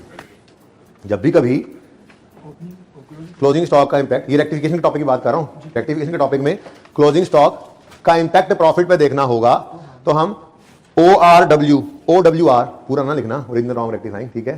तो हम ओरिजिनल रॉन्ग रेक्टिफाइंग एंट्री से इसको नहीं करेंगे, बल्कि डायरेक्ट इसका इंपैक्ट सोचेंगे रूल को देखते हुए, रूल 3 को देखते हुए। रूल 3 हमने लिखा हुआ, रूल 3, ठीक है, ओके। अब मैं सुकून से मर सकता हूं इसके बाद। जी बोलो, क्लोजिंग स्टॉक 450 से, अब इतना तो देख लो, होना क्या चाहिए था 380, 21 कॉमन है, साइड पे रख दो, जरा इजीली समझ आ जाती है। फिर अब पर्चे में ना सिर्फ 1 मिनट का काम रह गया, ठीक है। तो पर्चे में वक्त बचाना है, क्लास में नहीं बचाना, क्लास में समझना है सब कुछ, ठीक है। 21 कॉमन है, छोड़ो। 380 होना चाहिए था क्लोजिंग स्टॉक, गलती से 830 हो गया। अब सही करने के लिए क्लोजिंग स्टॉक को कितने से डिफरेंस लो। क्लोजिंग स्टॉक हुआ कम, तो डायरेक्ट रिलेशन है, प्रॉफिट भी होगा कम, और क्लोजिंग स्टॉक हो जाएगा, जीपी से ऊपर की कहानी है। तो क्लोजिंग स्टॉक हुआ कम, तो जीपी भी हो जाएगा कम, एंड गो एडजस्टमेंट नंबर 3, ठीक है जी। कितने से 0.45 लेस, बस कहानी खत्म, ठीक है। आप लिखना चाहो तो लिख लो, क्लोजिंग स्टॉक ओवरसेट हो गया था, ऐसे ही है, उसको हमने सही कर लिया, ठीक है। लेकिन मत लिखो अंग्रेजियां, काम सुकून में चल ही रहा है। तो कितने बच्चों को आप समझ आ गई सारी बात, कितनों को अभी भी समझ नहीं आई, बैठे नहीं समझ आया कुछ, डर के ही पूछ रहा हूँ, वैसे मेरे को क्या ही ना देवे, फिर ना समझाना पै जाए ना। अच्छा कोई क्वेश्चन है तो पूछ ले बेटा, पूछ ना लेना हो। चले ओके जी, now hard times are over. Number 4 पे आ जाए, जल्दी करें, ये सवाल ही खत्म हो जाए तो बड़ी बात है। अच्छा इधर देखें, कमाल देखें, चले सकाया इलेक्ट्रॉनिक्स ना, मुझे नहीं लग रहा, खैर देख लेंगे, कोई बात होगी तो ठीक है। वैसे आगे स्पीड तेज जानी है, अब कुछ नहीं, आगे सुकून है। अगर डिस्काउंट याद है, अगर डिस्काउंट भी नहीं याद तो उसको रिवाइज कराते थोड़ा टाइम लग जाएगा। ओके चलिए आगे, यहां तक कोई मसला तो नहीं है। चल मैंने ना ये थोड़ी देर में मिटाना है, इसलिए एक पिक्चर इसकी ना बना लो भाई, यहां तक एक पिक्चर बना लो, फिर कुछ चीजें मिट जानी है ताकि वो मेरे पास आ जाए। अगली क्लास में नहीं इतना सोचा जाता भाई, तो आपकी क्लास का सोचा हुआ बस वहां पे जाके बंदा हाँ छापा और क्या। देखो ना, नया तजर्बा ही है ना, FAR 1 में करेक्शन ऑफ एरर का टॉपिक पढ़ाना, ये नया तजर्बा ही है। उससे पहले इंट्रो में होता था, और मजे की बात है इंट्रो में हर टॉपिक पढ़ के यहां पे आके करते थे काम। हमने फिक्स एसेट ऑप्शन पढ़ा होता था, हमने एक्रूअल पढ़ा होता था, हमने बेड ऑफ रेट पढ़ा होता था, इन्वेंट्री पढ़ा होता था, सब कुछ पढ़ के यहाँ पे आते थे तो सुकून होता था। ओरिजिनल आता था, रॉन्ग देखते थे, रेक्टिफिकेशन कर देते थे। अभी थोड़ी जो चीज़ें भूली हुई हैं वो ऐसे याद करनी पड़ेंगी, तो थोड़ा सा मेरा जोर ज़्यादा लग रहा है। आप लोग तो यशी मारे, वेव्स करें किल, और आपको बहुत फ़ायदा हुआ इंट्रो पढ़ने का, ये भी सोचते रहें साथ साथ कि थोड़ी सी बात रिवाइज करने से आपको बातें याद आ गई। ना पढ़ी होती इंट्रो तो बताओ, ये परपेचुअल वाली बात समझ आनी थी, पता नहीं वो कब, मैं तो समझ नहीं आ रही, जैसे जैसे बढ़ता जा रहा है सिलेबस आगे, मुझे समझ नहीं आ रही कि वो कैसे खत्म होगा। इंट्रो प्लस R1, चले छोड़ें उसको, छोड़ें, वो मेरा मसला है, आपका मसला नहीं। आप तो इंशाल्लाह हो जाएंगे फारिग 30-31 तक, मुझे उम्मीद है। इधर देखें भाई, adjustment 4, a receipt of 21,850 was credited to sale। अच्छा जी, the amount was received from debtors as full and final settlement of an outstanding balance of 23,000। कुछ कुछ याद आया, कुछ 23,000 की सेल की होगी उधार पे, तो एंट्री की होगी उस वक्त डेटर डेबिट, सेल क्रेडिट। लेकिन जब वो पैसे नहीं दे रहा होगा तो हमने कहा होगा यार एक काम कर, तो 21,850 दे दे, बाकी तुझे माफ। तो बाकी का क्या होता था फिर, डिस्काउंट। ठीक है, डिस्काउंट अलाउड एक्सपेंस है, तो दस्टर इज आउट। कोशिश करते हैं कि इसी को जरूर मिटाएं। हाँ भाई, डिस्काउंट जब भी आया करता था ना, BRS के टॉपिक से शुरू हुआ था, 1-1.5 लेक्चर आपके उस्तादों ने लगाया होगा, उसके बाद फिर आपने देखा था ये मुसीबत हर जगह ही घुसा होता था, हर टॉपिक में घुस जाता था। तो इसलिए आपकी बड़ी प्रैक्टिस है। जस्ट एक बार मैं यहाँ पे लिखूंगा, आपको इंशाल्लाह सब याद आएगा। देखना देखना, डेटर से ग्रॉस रिसीवेबल क्या था, जब हमने सेल की तो 23 की होगी ना, तभी तो 23 रिसीवेबल था।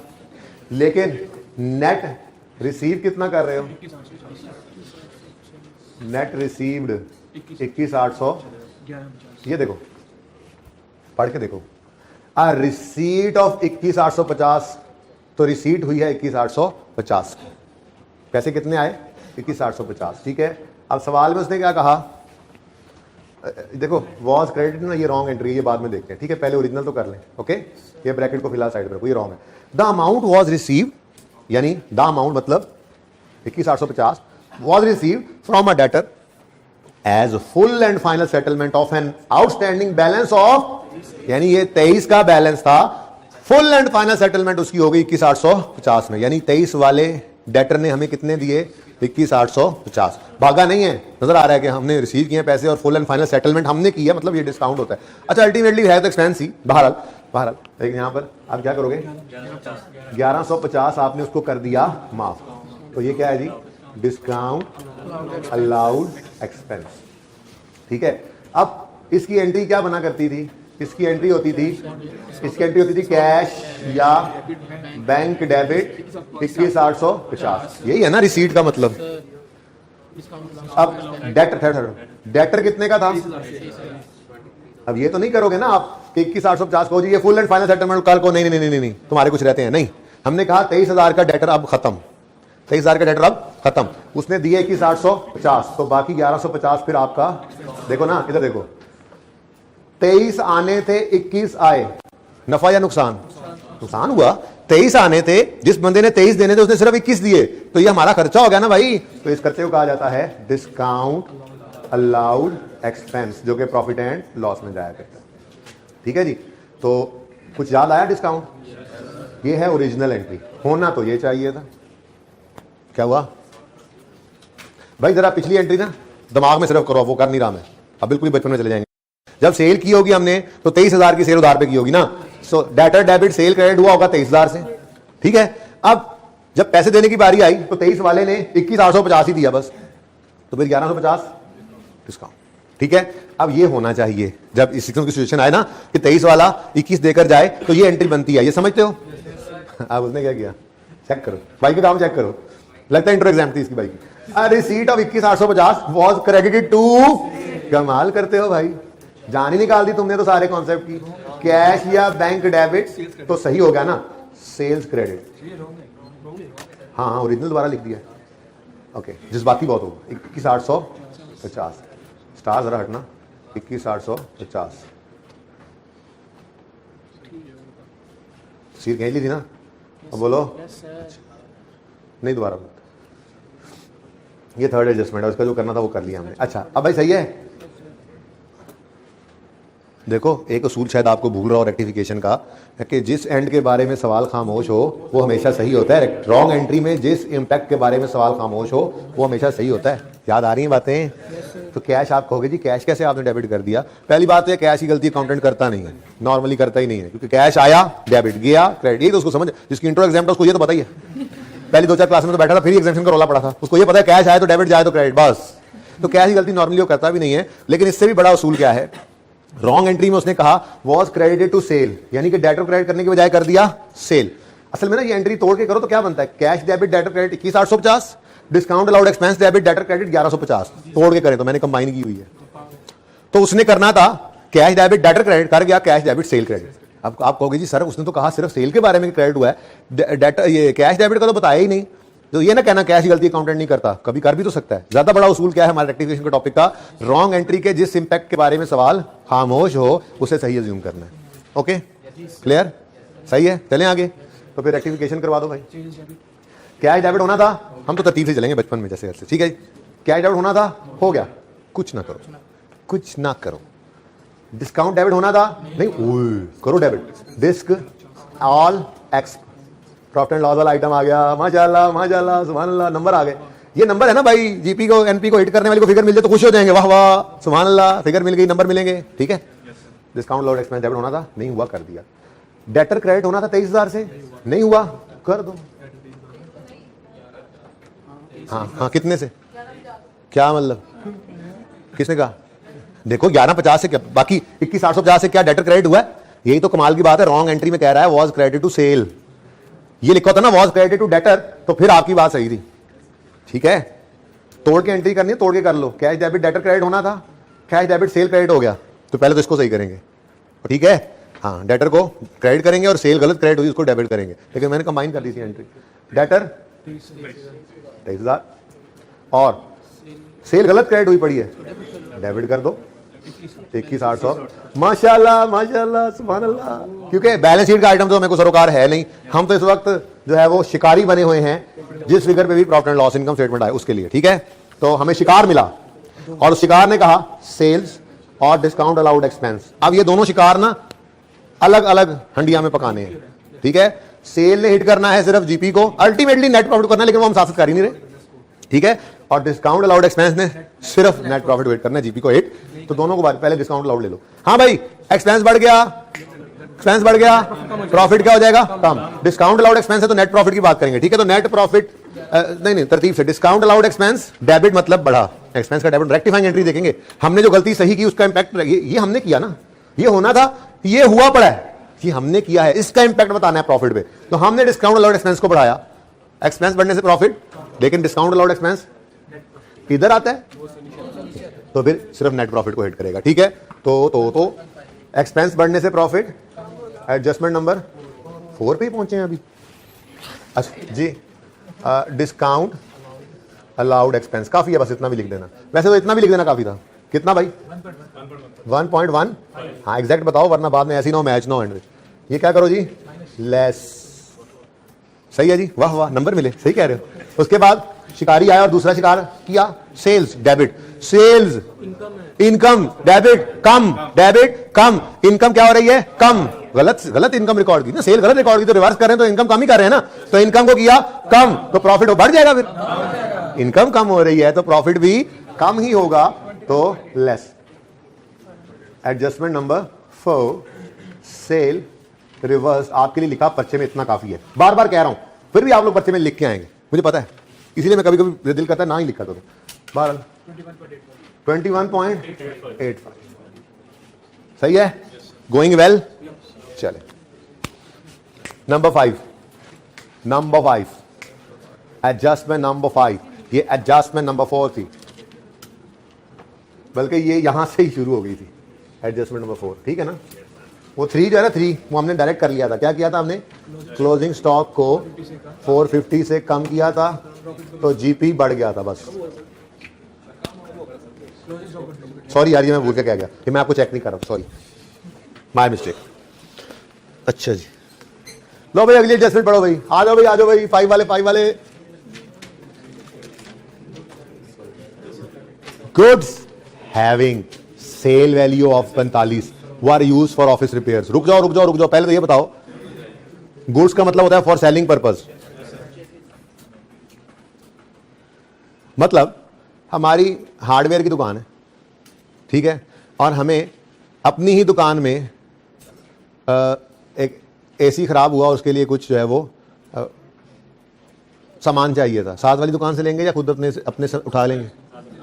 साथ वाली से लेंगे भाई साहब, कुछ पागल लोग भी हैं यहाँ पे, ठीक है। मैं नॉर्मल इंसानों की बात कर रहा हूँ कि वो अपनी दुकान से ही अपना सामान उठा लेंगे। अगर उनको अपने बिजनेस के अंदर कोई चीज़ ज़रूरत हो और वो उनके स्टॉक में पड़ी हो जो बाहर लोगों को बेचते हैं, तो वही उठा के अपने भी इस्तेमाल कर सकते हैं। जैसे कोई अपना इन्वेंट्री का आइटम, आप जैसे पंखे बेचने वाली कंपनी अपने दफ्तर में लगाने के लिए अपनी इन्वेंट्री से उठाकर दफ्तर में लगा सकती है, साथ वालों से नहीं लेते जाके हम, ठीक है ना। अच्छा नहीं लगता कि आप रॉयल फैन की दुकान खोल के बैठे और लगे पाक फैन हो, मुनासिब नहीं लगता, वरना आने वाला भी क्या कहेगा, इन्हें आप ही पाक फैन लाया, मैं भी उधर ही जाना हूँ, मतलब किससे काम देने ये दे पक्के, ठीक है ना। तो भाई goods having sale value of 45, sale value से पता लगा कि ये ऑन सेल थी ना, ठीक है, ये स्टॉक में पड़ी थी, वर यूज फॉर ऑफिस रिपेयर्स, इनको अपने दफ्तर की रिपेयर में हमने यूज कर लिया। तो भाई रिपेयर की एंट्री होती है वैसे तो रिपेयर एक्सपेंस डेबिट, और बाहर से खरीदें तो उसको देते हैं कैश। लेकिन यहाँ पे क्या हो रहा है, हमारा इन्वेंट्री के अंदर ये आइटम पड़ा था, ठीक है, तो हमने इन्वेंट्री को करना है क्रेडिट, ठीक है। बल्कि आप यूं कहें, इन्वेंट्री का लेजर नहीं बन रहा, आसान करें बात को, परचेज को याद करें। Drawings in the form of goods होती थी तो हम एंट्री कहते थे drawings debit, purchases credit. Advertisement होती थी in the form of goods अगर, तो हम कहते थे advertisement expense debit, purchases credit. कोई चैरिटी कर दें अगर आप, अल्लाह के नाम पे कोई गुड्स दे दें, तो वो चैरिटी दुनिया में एक्सपेंस है, आखिरत में एसेट होता है, तो चैरिटी एक्सपेंस डेबिट और परचेजेस क्रेडिट। तो गुड्स अपने यूज में ले जाएं, गुड्स बिजनेस निकाल के किसी को अल्लाह वास्ते दे दे, गुड्स निकाल के एडवर्टाइजमेंट मुफ्त में किसी को बांट दें मशहूरी के लिए, ये सारी चीजों के अंदर परचेज ने क्रेडिट होना होता है, रेलेवेंट हेड ने डेबिट होना होता है, ठीक है। तो ड्राइंग डेबिट नहीं हुई, एडवर्टाइजमेंट एक्सपेंस डेबिट नहीं हुआ, चैरिटी एक्सपेंस डेबिट नहीं हुआ, आज क्या हो गया, रिपेयर एक्सपेंस डेबिट। लेकिन इसका भी इंपैक्ट दूसरा कहां पड़ना है, परचेजेस में, ठीक है, सही है। तो एडजस्टमेंट नंबर, लो जी ऐसा ऐसा बोर्ड है ना कम पढ़ने लग गया, लेकिन अब एडजस्टमेंट छोटी छोटी हो जाएगी। जैसे इसमें अब क्या और मजीद बात करनी, नंबर 5 ओरिजिनल, हाँ जी, रिपेयर एक्सपेंस डेबिट और कैश नहीं, परचेजेस क्रेडिट। देखो जैसे यहां पर मैं लिखना चाहूं अगर, तो मैं यूं स्लैश डाल के लिख सकता हूं, ड्राइंग्स में भी ऐसे ही होता था, एडवर्टाइजमेंट एक्सपेंस हो तो ऐसे होगा अगर मुफ्त में किसी को चीजें बांटी हैं तो, चैरिटी किसी को दे दी है अल्लाह के नाम पर, तो सब एंट्रीज में क्या होगा, वो रेलेवेंट हेड डेबिट होगा, drawings debit, purchases credit, charity expense debit, purchases credit, advertisement expense debit, purchases credit, या आज वाला सिचुएशन आ जाएगा repair expense debit, purchases credit, ठीक है। लेकिन ये एक इंपॉर्टेंट बात है, वो ये है कि this entry will always be passed with cost. खुद को चीज प्रॉफिट पे नहीं बेच देनी और खुद से प्रॉफिट कमाई जाए, बेवकूफो, ये प्रूडेंस कॉन्सेप्ट की खिलाफ वर्जी है। और भाई साहब इधर तवज्जो दो, this entry will always be passed with, कुछ याद आ रही है बात, इंशाल्लाह याद तो करा ही लेनी है मैंने, अल्लाह ने चाहा तो, इसलिए बोला अल्लाह ने चाहा तो, विद कॉस्ट। अब भाई ये समझ आ गया, मैंने बड़ी अहम बात कर दी आगे। अगर यही drawings in the form of goods होती तो एंट्री बन जाती ड्राइंग्स डेबिट, परचेज क्रेडिट। यही कहता वो जी हमने मुफ्त में सैंपल बांट दिए हैं कुछ को, वो एडवर्टाइजमेंट एक्सपेंस है, एडवर्टाइजमेंट एक्सपेंस डेबिट और परचेज क्रेडिट। वो कहता जी अल्लाह के नाम पे डोनेट कर दिए, चैरिटी कर दिए, कुछ गुड्स ही उठाकर दे दिए, तो charity expense debit, purchase credit. लेकिन फिलहाल तो हमारे सवाल के अंदर क्या है, रिपेयर एक्सपेंस। अब मसला ये नहीं है कि हमें एंट्री समझ नहीं आ रही, मसला ये है कि 4500 है सेल वैल्यू। लेकिन लेकिन लेकिन लेकिन लेकिन कहीं पे उसने बताया हुआ है, वाह वाह, goods are sold at a markup of 25%। अब वो मार्कअप मार्जिन भी हमें याद आ रहा होगा, नहीं आएगा तो उसकी रिवीजन भी इंशाल्लाह करेंगे अल्लाह ने चाहा तो। फिलहाल तो इतनी सी बात याद कर लेते हैं, cost plus profit is equal to sale हम बना लिया करते थे, और इसकी मैं रिवीजन करा दूंगा, टेंशन ना लो, मार्कअप मार्जिन की रिवीजन करेंगे, ठीक है, बल्कि कल ही करेंगे। आज सिर्फ मेरी मान लो, वैसे याद तो इंशाल्लाह आ ही जाना है इतनी बात से भी, लेकिन फिर भी याद आना एक चीज है और महारत आना एक चीज है।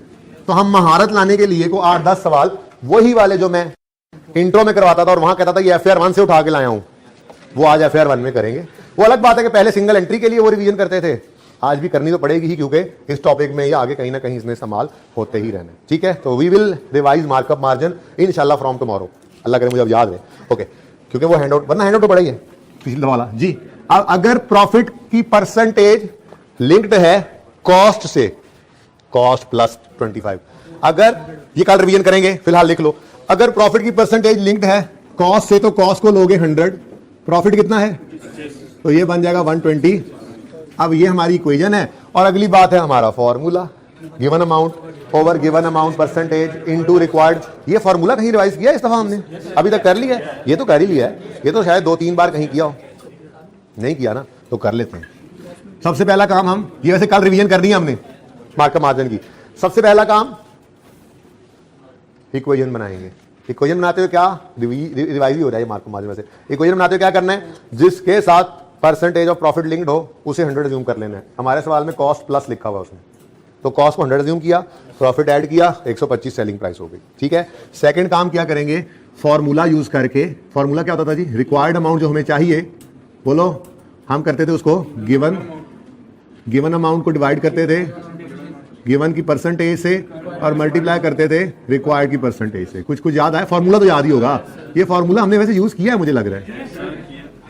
ये बदतमीज आदमी IAS बोरिंग कॉस्ट में किया था भाई, नहीं किया था तो अब हो गया, यही था ना फॉर्मूला, ये इंट्रो वाला फॉर्मूला यही था ना, इंट्रो का फॉर्मूला यही था ना, अब याद हो गया। अब इसकी कल प्रैक्टिस करेंगे, मजीद याद हो जाएगा इंशाल्लाह, ठीक है।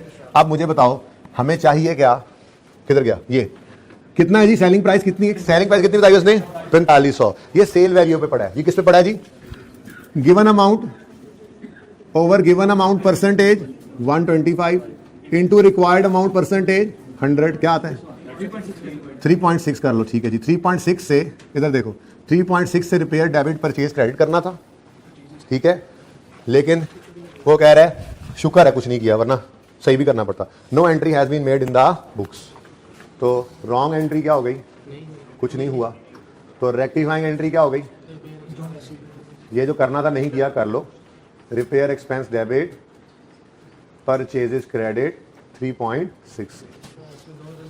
अब इसमें दोनों पे इंपैक्ट है, रिपेयर एक्सपेंस में जाना है प्रॉफिट एंड लॉस में, लेकिन आफ्टर जीपी, और परचेजेस में भी जाना है प्रॉफिट एंड लॉस में, इनकम स्टेटमेंट में, लेकिन बिफोर जीपी, ठीक है। साथ ही हो ना मेरे, सारों को समझ आ रही है बेटा, आप समझ आ रही कुछ थोड़ी थोड़ी, ये सारी एक्सपेंस डेबिट हो रहा है, मतलब बढ़ रहा है एक्सपेंस, ये रिपेयर एक्सपेंस जीपी के बाद, यानी कि नेट प्रॉफिट एक्सपेंस बढ़े तो नेट प्रॉफिट क्या होगा, कम, तो लेस। एडजस्टमेंट नंबर कौन सी आ गई जी, रिपेयर एक्सपेंस 3.6, ठीक है जी, डन। दूसरी तरफ कितने गया, ये परचेजेस क्या हो रही हैं, कम, परचेजेस भी क्या है एक्सपेंस, लेकिन जीपी से ऊपर की कहानी है तो जीपी को हिट करेंगे, ठीक है ना। तो परचेजेस हुई क्रेडिट यानी कम, तो परचेजेस के कम होने से प्रॉफिट बढ़ जाएगा। ऐड रिपेयर एक्सपेंस ही लिख दो बेशक, या रिपेयर फ्रॉम गुड्स, ठीक है ना, और सही है जो भी लिखना है। 3.6 मतलब कहने का ये है कि ये परचेज में से माइनस करेंगे ना तो जीपी कम हो जाएगा, जीपी बढ़ जाएगा, क्योंकि वो परचेज नहीं रही बल्कि एक्सपेंस बना लिया है, तो नेट प्रॉफिट कम हो जाएगा। बहरहाल ऐसे ना सोचें, अलग अलग समझ आ तो रहा है, ठीक है। और नंबर 6 को देखिए,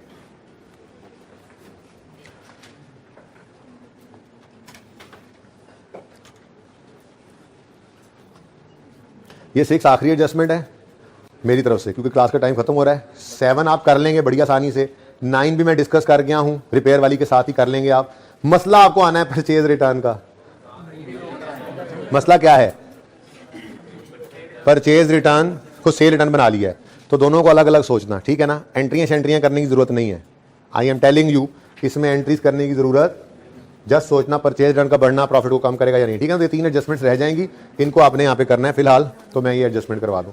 purchase of office computer on 1 अप्रैल 17, हमारा ईयर है 31 दिसंबर 17। यकम अप्रैल को एक ऑफिस कंप्यूटर खरीदा अमाउंटिंग टू 42,000। आगे ना पढ़ो, पहले ओरिजिनल लिख लें। Number 6 adjustment, original entry. Office क्या है? ऑफिस कंप्यूटर एसेट है ना। Office computer debit cash credit कितने से? 42 से। ये होना चाहिए था, ठीक है। और was entered in purchase account. ओए होए होए होए होए, रॉन्ग क्या हुआ? परचेजेज डेबिट कैश क्रेडिट 42 से कर दिया, तो कोई मसला नहीं। ऑफिस कंप्यूटर डेबिट करना था, नहीं किया, कर लें, कल ना कर लें, अभी करें। क्या कह रहे? कल कर लें। कैश क्रेडिट होना था, हो गया, कुछ ना करें। परचेज गलत डेबिट हो गई हैं, क्रेडिट कर दें 42 से। हाँ, एसेट आए तो डेप्रिसिएशन तो आ ही जाती है, आपको पता है। अब परचेज देखो, फिक्स एसेट हमें कोई लेना देना नहीं है। Fix asset balance sheet item था, हमें जीपी एनपी चाहिए मसला। लेकिन मसला ये है कि ये जब फिक्स एसेट है ना, ये वहां जब भी आ जाए, साथ डेप्शन का इंपैक्ट भी आ जाता है। अब सोचने के लिए तो सारी रात पड़ी है, सोचते रहे बैठ के, ये कंप्यूटर जो डेबिट नहीं हुआ, अगर ये डेबिट होता तो डेप्रिशिएट होता, चूंकि नहीं हुआ तो डेप्रिशिएट नहीं हुआ, तो अब डेप्रिशिएट करेंगे तो 9 महीने की डेप्शन आएगी। अब भाई सादा सा उसूल रख लेना है, रेक्टिफाइंग एंट्री को देखना है। अगर रेक्टिफाइंग एंट्री में एसेट बढ़ रहा है तो डेप्शन को भी बढ़ा लेना है, और अगर रेक्टिफाइंग एंट्री में एसेट कम हो रहा है क्रेडिट, तो डेप्शन को भी कम कर लेना है। अब मुझे बताओ, रेक्टिफाइंग एंट्री में एसेट बढ़ रहा है कि कम हो रहा है? एसेट का बढ़ना है तो डेप्शन को भी बढ़ाना है, डेबिट है ना, एसेट बढ़ रहा है, डेप्शन के बढ़ाने की एंट्री क्या होती है? डेप्रिसिएशन एक्सपेंस डेबिट और एक्यूमुलेटेड डेप्रिसिएशन क्रेडिट। ये 42 ही डेप्रिशिएट होना था, ठीक है। आखिरी लाइन उसने बताया, डेप्शन on office computer is provided eight 25%। तो हमने जब इस पे खामोश है तो स्ट्रेट लाइन लगाएंगे ना, लेकिन मसला क्या है? पूरे साल की डेप्शन नहीं, यकम अप्रैल को ये आया था लेकिन रिकॉर्ड नहीं हुआ था, तो अगर रिकॉर्ड करते तो यकम अप्रैल से शुरू करते हैं ना इसकी डेप्शन, तो यकम अप्रैल से 31 दिसंबर तक कितने महीने? 9/12। बताओ भाई, 7.875 से डेप्शन एक्सपेंस डेबिट, 7.875 से accumulation credit. Okay, now this is the rectifying entry. अब इधर देखो, ना तो मुझे इससे कुछ लेना देना है और ना इससे, ये बैलेंस शीट आइटम्स हैं। मेरी कंसर्न है परचेज और डेप्रिसिएशन एक्सपेंस। परचेज जीपी से ऊपर, डेप्रिसिएशन एक्सपेंस जीपी से नीचे। परचेज बढ़ रही है, कम हो रही है? अब टेंपो बन गया सवाल का, ठीक है। परचेज बढ़ रही है, कम हो रही है? परचेज का बढ़ना, परचेज एक एक्सपेंस है, एक्सपेंस का बढ़ना जीपी को कम करेगा, लेस। ओह सॉरी, परचेज कम हो रही है, बढ़ नहीं रही है। सॉरी सॉरी सॉरी सॉरी, वापस। परचेज क्रेडिट मतलब कम हो रही है, परचेज एन एक्सपेंस, एक्सपेंस कम हो रही है तो प्रॉफिट को बढ़ा देगी परचेज, ठीक है जी। ऐड किया हमने, जब मैं यहां लिखना परचेज रिवर्स, तो मुझे फिर ख्याल आया, हाँ भाई समझ आ गई। परचेज एक्सपेंस है, कम हो रहा है तो प्रॉफिट बढ़ जाएगा। कौन सा? जीपी। जीपी कितने से? 42 से। और एसेट को क्या करना हमने? अब बाय डेप्शन पे, डेप्शन एक्सपेंस है, एक्सपेंस बढ़ रहा है, ये एक्सपेंस बढ़ेगा तो नेट प्रॉफिट लेस डेप्रिसिएशन। ओहो, एडजस्टमेंट ही लिखना छोड़ दिया मैंने, चलो घर पे लिख लेना। एडजस्टमेंट नंबर 6, एडजस्टमेंट नंबर, ये स्टार्ट में लिखना चाहिए था, बहरहाल कि आपको ये बताने के लिए कि काफी है, ये ठीक काफी है, ये लिखने की जरूरत है। अच्छा, एडजस्टमेंट 6 क्या है जी? डेप्रिसिएशन चार्ज 7 अब चूंकि आप तो वो वर्किंग वहां कर नहीं रहे होंगे, जो यहीं पर ही ब्रैकेट में इस वर्किंग को शो कर देना, ठीक है। तो डेप्शन बढ़ी तो एक्सपेंस कम हो गया, ठीक है। अब इधर देखो, पॉइंट नंबर 7 देखो, an item of furniture were sold on credit for 3,000 and entered in the sale day book. अस्तगफिरुल्लाह, the value of this item was, the book value of item was, भाई देखो कॉस्ट और accumulation अलग नहीं ना given, तो सुकून ही है, कोई मसला नहीं है। हम क्या करेंगे, मैं तो कहता हूँ ये एंट्री भी फटाफट कर ही दें। नंबर कौन सा एडजस्टमेंट का? Number 7, original entry. अगर एक्यूमुलेशन नहीं गिवन तो ठीक है, एसेट को क्रेडिट कर दो बुक वैल्यू से। नाम क्या है एसेट का? फर्नीचर बुक वैल्यू, याद है ना? एसेट अकाउंट बुक वैल्यू बनाना सिखाया था, नहीं सिखाया था? अगर एसेट अकाउंट बुक वैल्यू पे बन रहा है तो कॉस्ट ने अलग क्रेडिट नहीं होना और एक्यूमुलेटेड डेबिट से अलग डेबिट नहीं होना, बल्कि इन दोनों स्टेप्स को नेट करके एसेट अकाउंट को बुक वैल्यू से ही क्रेडिट कर देते थे। और बुक वैल्यू सवाल ने बता दी कितनी है, 5000। पढ़ लो। An item of furniture was sold, आगे देखो, the book value of this item was 5000। किस दिन? अब जाहिर सी बात है, जो डेट जिस दिन बिक रहा होगा उस दिन की बताई होगी। अब सवाल खामोश है तो हम क्यों ऐसे बेलने में बाजू दें? बस ठीक है, डिस्पोजल की डेट की बुक वैल्यू है, ठीक है। अब अगली बात, the item was sold on credit. अब इधर देखो, फिर देखो, कैश नहीं आया आज, क्या जी? रिसीवेबल, डेटर नहीं रिसीवेबल। कितना? 3000 है। अच्छा 3000, भाई ये समझ आया? पैसे आए नहीं, आ जाएंगे, उधार पे बेचा है, क्रेडिट पे बेचा है हमने, लेकिन 5000 वाली चीज कितने में बेची है? तो 2000 का लॉस है, लॉस ऑन डिस्पोजल। इन्हें जाना चाहिए प्रॉफिट एंड लॉस से, शिकार मिल गया, वाह वाह सुभान अल्लाह। ना तो मुझे इससे कोई सरोकार है ना इससे, मुझे सरोकार है इससे। लेकिन अभी रुको, अभी यहां पे कहानी खत्म नहीं हुई, ये ओरिजिनल है। रॉन्ग एंट्री क्या हो गया सर, ये तो चेक करो।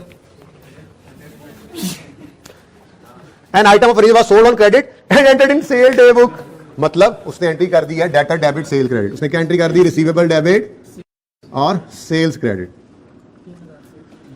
अब मकसद कहने का ये है, यहां डेटर रिसीवेबल जो भी है हमें तो इससे कोई लेना देना होता ही नहीं है। रेक्टिफाइंग एंट्री पास करो, डेटर डेबिट होना था या रिसीवेबल जो भी होना था वो हो गया, डेबिट कुछ ना करो। प्रॉफिट एंड लॉस डेबिट होना था भाई, नहीं हुआ, कर लो loss on disposal. Profit and loss में डेबिट कितने से? 2000 से। फर्नीचर क्रेडिट होना था 5000 से, नहीं हुआ, कर लो क्रेडिट 5000 से। सही है जी, डन डन डन। रिसीवेबल हो गया जी, सेल गलत क्रेडिट हुई है, सेल कहां से थी? डेबिट करो, बदतमीजो, 3000। अब इधर देखो, मुझे फर्नीचर से क्या लेना? ये लॉस ऑन डिस्पोजल और ये सेल, ये है मेरी मनपसंद चीजें। ये क्या है? मेरी मनपसंद चीजें। तो सेल क्या हो रही है? डेबिट, मतलब कम। तो सेल का कम होना प्रॉफिट को, जीपी को कम कर देगा। Sale reverse, adjustment number 7। ठीक है जी, कितने से? 3 से। ठीक है, जल्दी जल्दी। लॉस ऑन डिस्पोजल, एक लॉस रिकॉर्ड हो रहा है, एक्सपेंस रिकॉर्ड हो रहा है। प्रॉफिट एंड लॉस में एक्सपेंस बढ़ रहा है, तो नेट प्रॉफिट ये बाद में आता है ना जीपी के, ठीक है। तो less loss on adjustment number, मैं फिर लिखना भूल गया, 7। ठीक है, कितना? 2 माइनस, अब इधर देखो बस 2 रह गई हैं, इधर देखो, हाँ देख लो ना। Owner had withdrawn goods costing इतने फॉर पर्सनल यूज, तो ड्रॉइंग्स डेबिट, परचेजेस, ड्राइंग्स को कुछ करना नहीं है, परचेजेस यहां पे आ जाएंगी। ठीक हो गया। उसके बाद सेल रिटर्न, परचेज रिटर्न को मसला है, ये 2 एडजस्टमेंट्स करोगे। अब इधर देखो, यहां पे एक फिगर आएगी, इससे इस तक या ये बढ़ जाएगा या कम होगा जीपी, या तो 850 से बढ़ के आ जाएगी को फिगर, या कम होके आ जाएगी।